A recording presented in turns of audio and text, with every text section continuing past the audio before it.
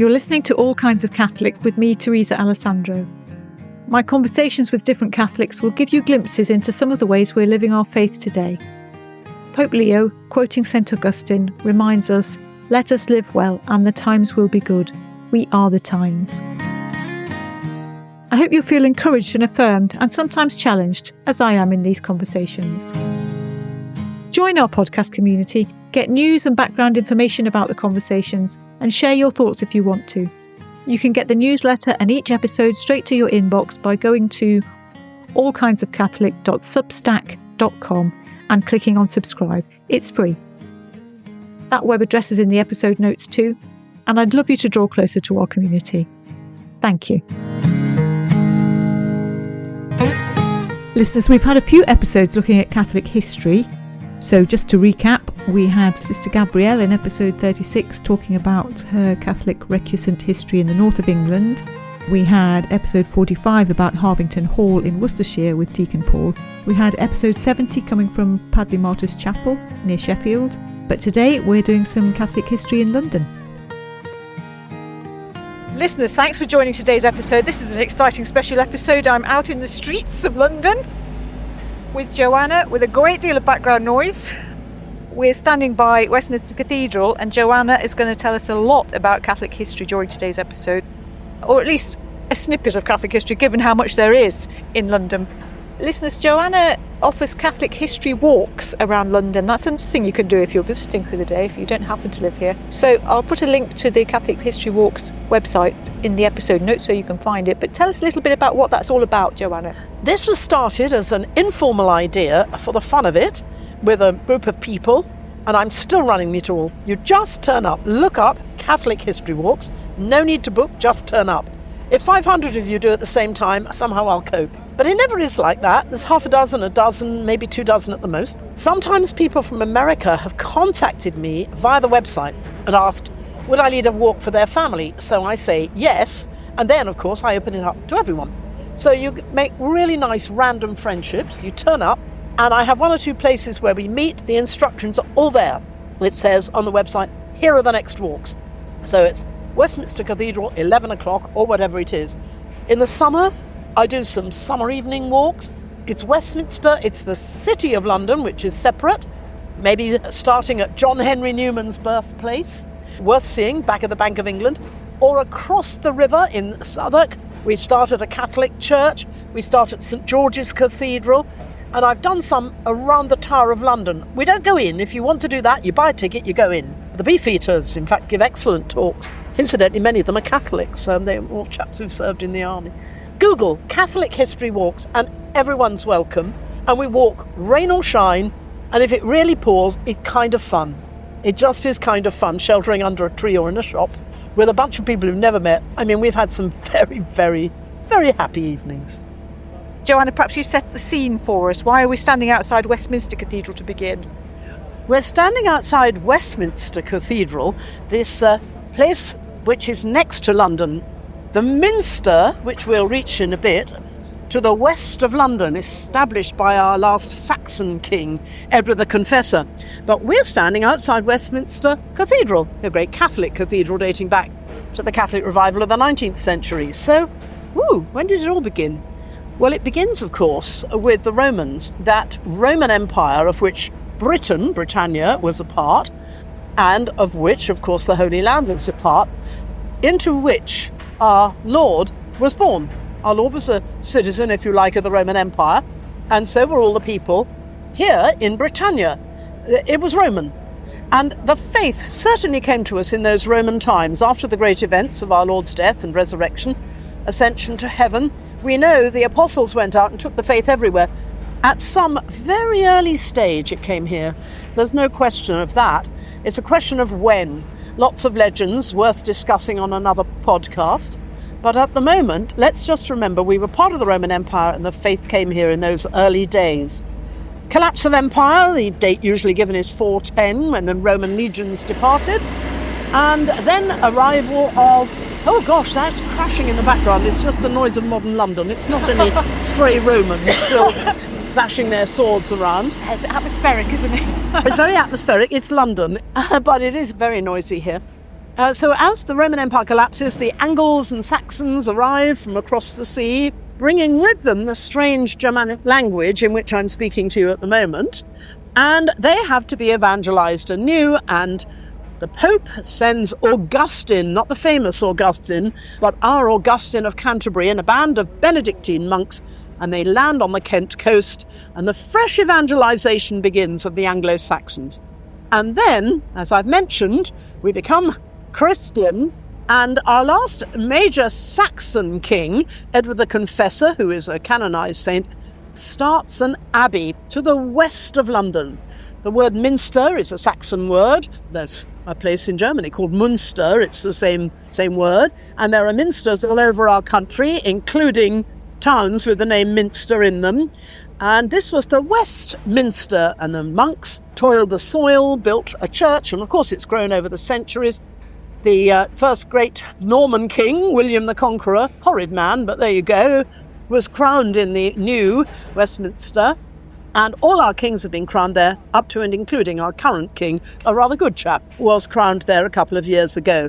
So I'm going from Westminster Cathedral to Westminster Abbey, with a lot of noisy background. But then that's London for you. Oh, did I add it's raining? That's all adds to it. Now, Westminster Cathedral, a product of that great 19th century revival of the faith, led in some measure by the great John Henry Newman, now St. John Henry Newman and so on. Well, a product of that were all these Catholic parishes around the country. Each one has its own story. Our cathedral, opened in the 1900s, not long before the Great War, the First World War, is a product of that revival. And it's magnificent. It's not Gothic. They had lots of designs for a Gothic cathedral. A few years ago, they put some of them on display. But why build a Gothic cathedral when you've got the real thing at the other end of the street in Westminster Abbey? So it's Byzantine, has a flavour of the East about it. And inside, fabulous mosaics. And every Catholic in London feels some kind of affinity. Who hasn't popped in there just to catch a weekday mass or holy day mass, or met a friend by chance waiting in the confessional queue, or has a family link with the cathedral, a baptism, a marriage? Our cathedral is great. Nearest tube, Victoria or St James's Park. And we'll go on to the park next. Thank you, Joanna. I might just add, as somebody who doesn't live in London, I remember Westminster Cathedral always has a warm place in my heart, because many years ago, my husband and me, we brought our boys to London for a day, to see the sights. We were feeling a bit downtrodden later on, managing these 3 small boys. And we went into Westminster Cathedral. And as a family, we had tried to go to St Paul's Cathedral, but we couldn't afford the price. And when we came into Westminster Cathedral, it's free. And we just felt at home, of course, because we're Catholics. And so you can go into a Catholic church anywhere in the world and feel this is our anchor. So it was just so beautiful. And the mosaics are beautiful and very accessible for, adults and people who know about history, but also children, just the beautiful colours and things. So I just have this memory of us going in and just, breathing and feeling calm, and my boys, we all filed into the pew at the front and we all said a little prayer and we're looking up at the mosaics and things. I'd recommend it to people if you're coming to London from outside for a day trip. That's one of the places you need to go as a Catholic. You should. It's ours and it's home. And I've met friends who've said they've gone in there and prayed, and there's this idea that one day they'll finish the whole cathedral and it'll be a riot of gold, but I'm happy with it as it is. Wonderful, wonderful mosaics. And the ceiling is still dark. But on a winter's night, you have the illusion you're under the sky, and you can send up your prayers to that great darkness. And it focuses more on the glory of the sanctuary with the mosaics. And yes, it's ours. And we're at home there. A good feeling. Come home. Westminster Cathedral, yours. And a wonderful place to be. Thank you, Joanna. I'm looking forward to it. Let's head to our first stop. I've walked down Victoria Street in the rain. Still a lot of redevelopment and noise going on. And it's all very boring. Hideous office blocks. It's almost as bad as Croydon. I'm allowed to be rude about Croydon. I grew up just outside Croydon and had a wonderful, happy childhood. Anyway, here we are in a hideous block. This is the City Hall of the City of Westminster, and they really ought to find some glorious Victorian building instead. But inside, when you go in, you will find a superb coat of arms. The coat of arms of the City of Westminster.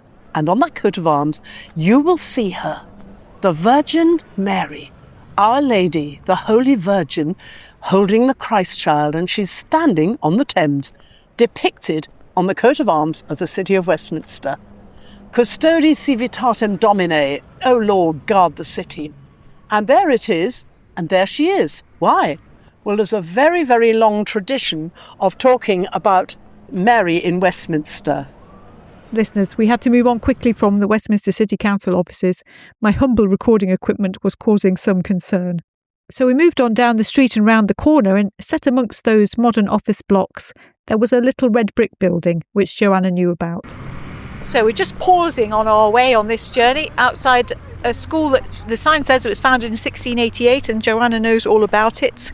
So give us an idea then, Joanna. There'll be a photo on social media. This is the Bluecoat School, and you see the little boy in his blue coat studying his book. Charity schools, founded in the 17th century.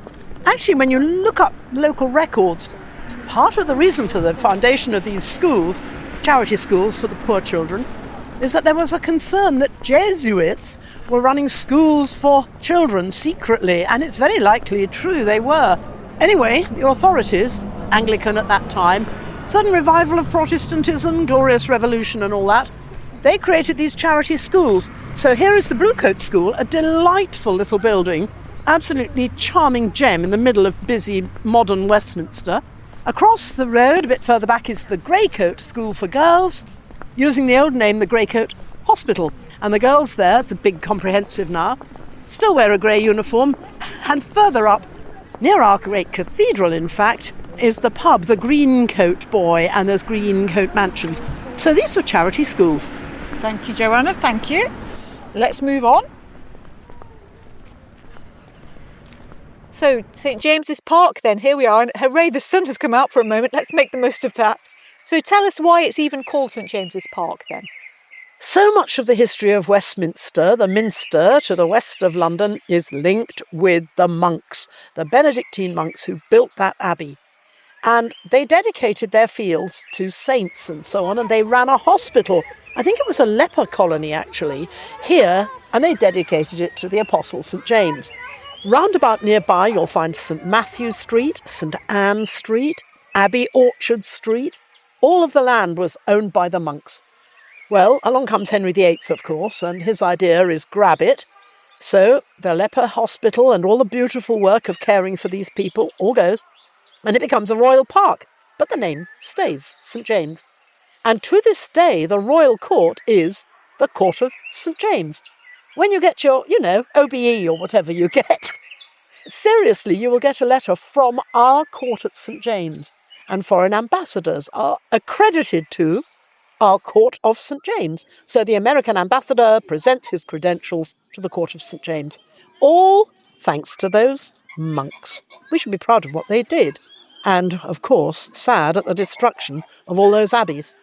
The abbey itself stayed because its founder, who was a saint and a king, Edward the Confessor, is buried there. And Henry VIII felt a bit iffy about destroying the grave of a king, because it might give people ideas about what you could do to kings in general. And by now he was loathed and feared. So the saint is still there, you can go and venerate him, and the abbey is still there, and St James's Park is now there for everyone to enjoy. Thank you, Joanna. So, the next stop, from St James's Park, it's a lovely walk through the park, enjoy the lake and all that, to Whitehall. And first of all, you encounter horse guards. Yes, that's right, it's where the guards march with their horses. And if you crunch across, you will find you're recognising it all. You've seen it on the telly. This is where, among much else, the Trooping of the Colour takes place every year on the official birthday of the King. So walk across there, and if you are fortunate, you will find two mounted guards looking magnificent on their horses, and so you can be photographed with them. You're told don't pat the horses, they don't like it, and it's not fair because there's nothing they can do and they get sore. Then you walk straight down Whitehall. There's an awful lot to see. You can see where Charles I spent his last night before he was executed in Whitehall.